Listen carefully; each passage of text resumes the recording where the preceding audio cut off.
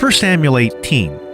After David had finished talking with Saul, Jonathan became one in spirit with David, and he loved him as himself.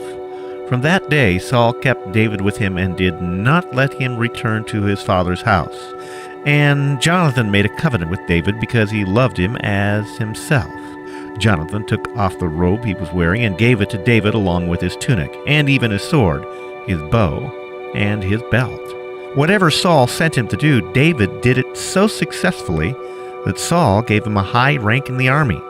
This pleased all the people, and Saul's officers as well. When the men were returning home after David had killed the Philistine, the women came out from all the towns of Israel to meet King Saul, with singing and dancing, with joyful songs, with tambourines and lutes. As they danced, they sang, "Saul has slain his thousands, and David his tens of thousands." Saul was angry. This refrain galled him. They have credited David with tens of thousands, he thought, but me with only thousands. What more can he get but the kingdom?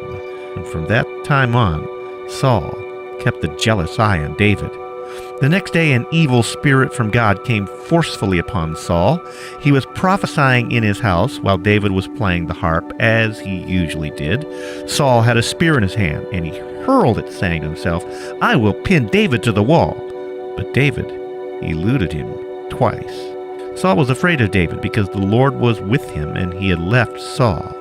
So he sent David away from him and gave him command over 1,000 men. And David led the troops in their campaigns. In everything he did, he had great success, because the Lord was with him. When Saul saw how successful he was afraid of him. But all Israel and Judah loved David because he led them in their campaigns. Saul said to David, "Here is my older daughter Merab. I will give her to you in marriage. Only serve me bravely and fight the battles of the Lord." For Saul said to himself, "I will not raise a hand against him. Let the Philistines do that." But David said to Saul, "Who am I? And what is my family or my father's clan in Israel that I should become the king's son-in-law?" So when the time came for Merab, Saul's daughter, to be given to David, she was given in marriage to Adriel of Maholah. Now Saul's daughter Michal was in love with David, and when they told Saul about it, he was pleased. "I will give him to her," he thought, "so that she may be a snare to him, and so that the hand of the Philistines may be against him."